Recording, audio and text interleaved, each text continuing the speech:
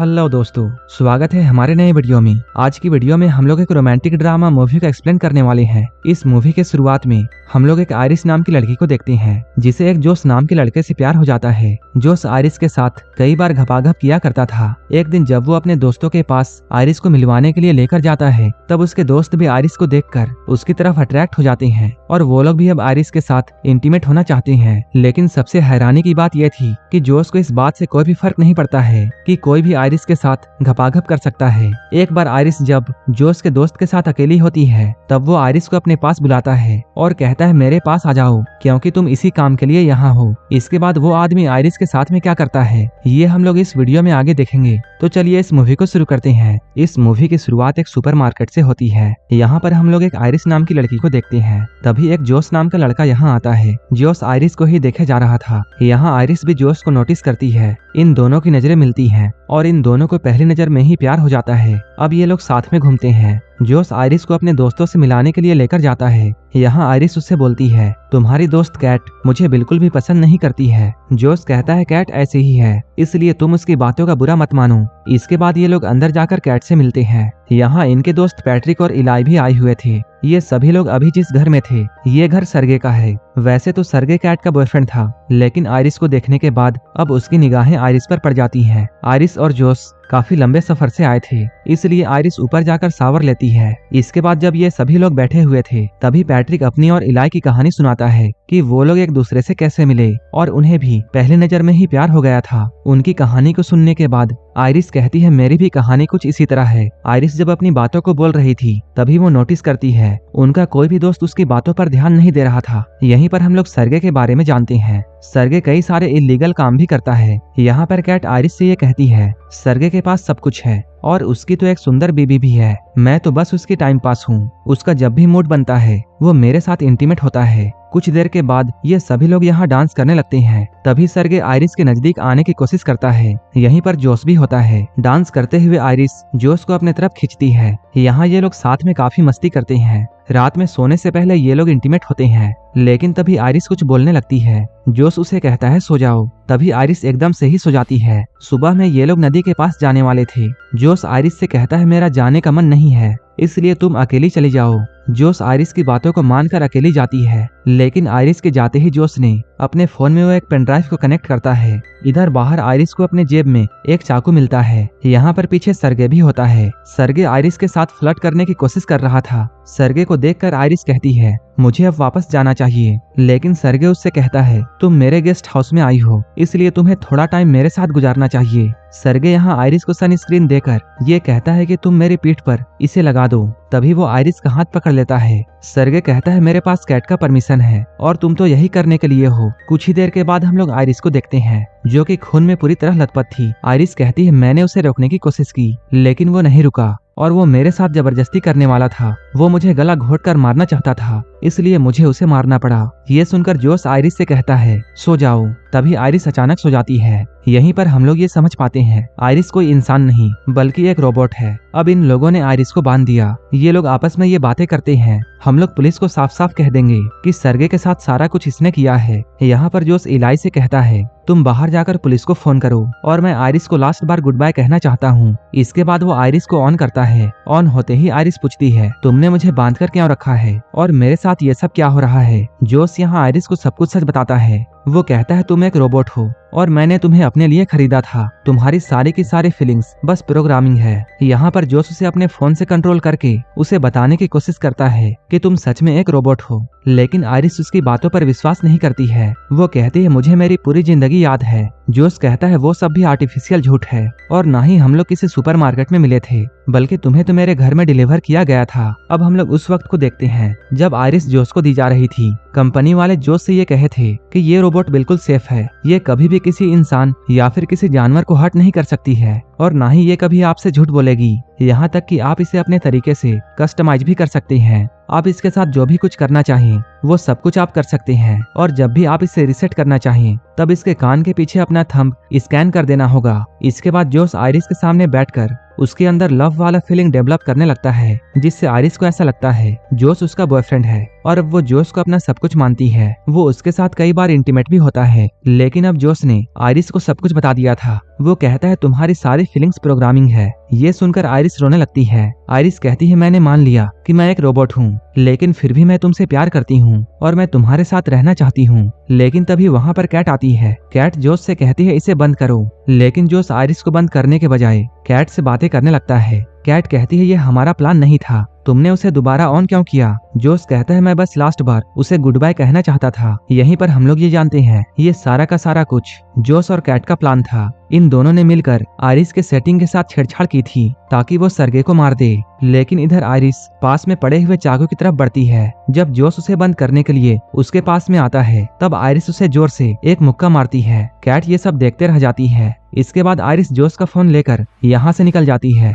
अब जोश ये सारी बातें इलाई को बताता है। वो कहता है मैंने ही आयरिस के सेटिंग के साथ में छेड़छाड़ की थी ताकि वो सरगे को मार दे और उसका सारा का सारा पैसा हमारा हो जाए। इसके बाद ये लोग इस पैसे में एक हिस्सा इलाई को भी देने की बातें करते हैं। इलाई कहता है तब तो एक हिस्सा पैट्रिक का भी होना चाहिए। जोश कहता है पैट्रिक का कैसे? यहीं पर हम लोगों के सामने एक और बड़ा खुलासा होता है कि पैट्रिक भी एक रोबोट है। ये लोग बातें करते हुए पैसों का 3 हिस्से करने के लिए मान जाते हैं, लेकिन पुलिस के आने से पहले उन्हें आयरिस को ढूंढना था ताकि वो लोग उसकी सेटिंग्स को पहले की तरह कर दे और पुलिस को उन पर शक ना हो। इधर आयरिस जोश का फोन लेकर आई थी और वो जोश के फोन को खोलकर अपनी सेटिंग्स खुद से ही चेंज कर लेती है और वो अपने इंटेलिजेंस को 100% कर देती है। इसके बाद वो ये सोचती है कि अब वो इस जंगल से कैसे निकले। अगर आयरिस चुपचाप जोश के कार तक जाती है, तब वो जोश के फोन को यूज करके उसके गाड़ी को खोल सकती है और आराम से यहाँ से निकल सकती है। लेकिन तभी यहाँ पर इलाई और पैट्रिक आ गए। लेकिन यहाँ पर हम लोग ये जानते हैं कि पैट्रिक को पहले से ये पता था कि वो एक रोबोट है।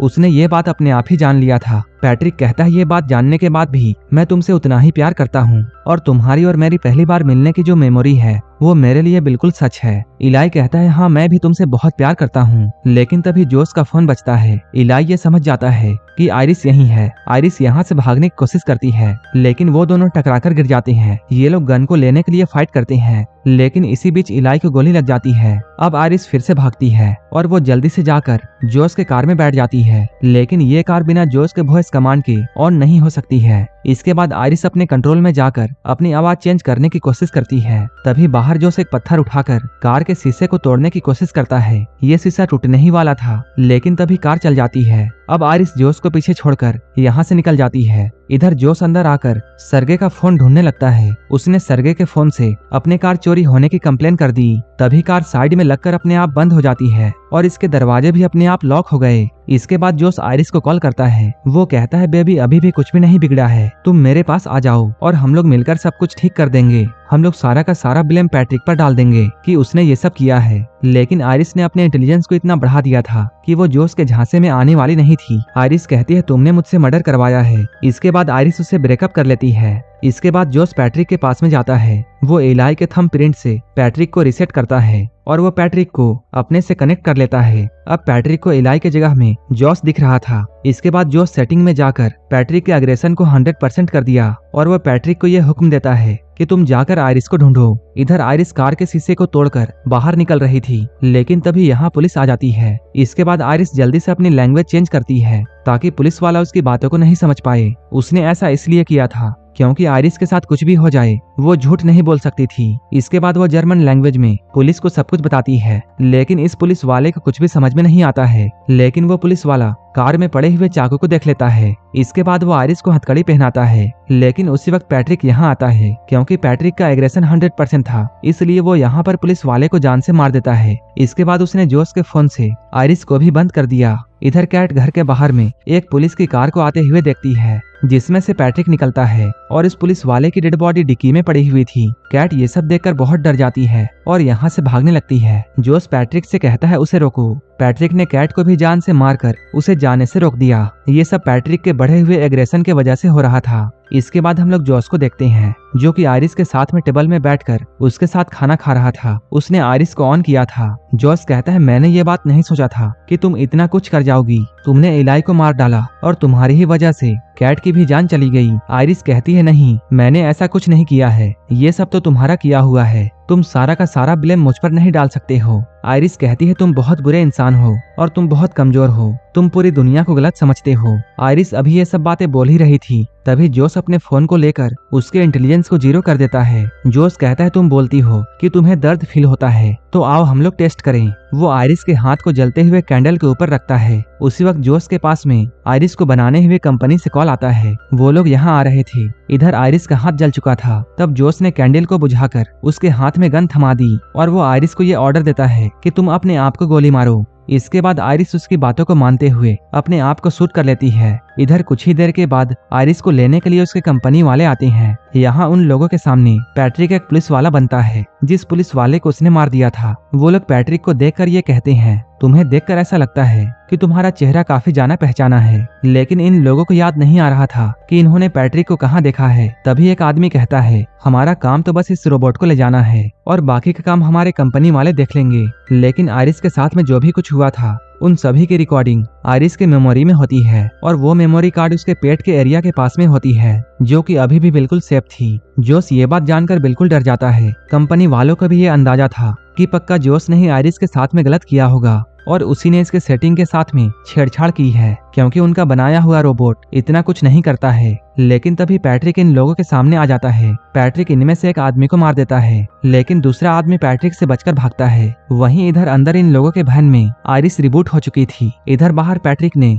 उस लड़के को पकड़ लिया था, लेकिन आयरिस यहाँ आकर पैट्रिक को हर्ट नहीं कर पाती है, क्योंकि उसकी सेटिंग्स रिबूट हो चुकी थी। तभी आयरिस कहती है पैट्रिक जोस तुमसे प्यार नहीं करता है, वो तो बस तुम्हारा इस्तेमाल कर रहा है। यहाँ पर आयरिस पैट्रिक के सामने वही लाइन्स बोलती है जो कि पैट्रिक ने इलाई को बोली थी। वो कहती है याद करो तुम इलाई को प्यार करते हो, ना कि जोस को। आयरिस कहती है पैट्रिक तुम जानते हो हम लोग झूठ नहीं बोल सकते हैं। आयरिस की सारी बातों को सुनकर पैट्रिक को इलाई याद आ जाता है। इसके बाद वो अपने आप को खत्म कर लेता है। इसके बाद आयरिस इस लड़के से एक हेल्प मांगती है। वहीं इधर अंदर हम लोग जोस को देखते हैं। यहाँ सारे के सारे पैसों को लेकर जोस यहाँ से भागने वाला था, लेकिन तभी उसे अपने दोस्तों की आवाजें आने लगती हैं। ये सभी आवाजें आयरिस निकाल रही थी, क्योंकि उस लड़के ने आयरिस के सेटिंग के साथ छेड़छाड़ करके उसे सभी चीजों का फुल एक्सेस दे दिया था। अब जोस का फोन भी आयरिस को रोक नहीं सकता है, लेकिन अभी भी आयरिस जोस को हर्ट नहीं कर सकती थी, क्योंकि वो उससे अभी भी प्यार करती है। इसी चीज का फायदा जोस उठाता है और वो आयरिस को बहुत मारता है। वो इस बार आयरिस के पेट में गोली मारेगा ताकि उसकी सारी की सारी मेमोरी चली जाए और वो हमेशा के लिए मर जाए। लेकिन अपने आप को बचाने के लिए आयरिस उस पर हमला कर देती है और इस हमले में जोस मारा जाता है। अब आयरिस अपने रोबोट होने की सच को एक्सेप्ट कर लेती है और यहीं पर यह मूवी खत्म हो जाती है। इसी तरह की मूवीज के लिए आप हमें टेलीग्राम और इंस्टाग्राम पर फॉलो कर सकते हैं, जिसका लिंक डिस्क्रिप्शन में दिया हुआ है। और मूवी अच्छी लगी हो तब एक लाइक जरूर कर देना और ऐसे ही वीडियोस के लिए हमारे चैनल को जरूर सब्सक्राइब कर लेना। तो मिलते हैं हमारे नेक्स्ट वीडियो में।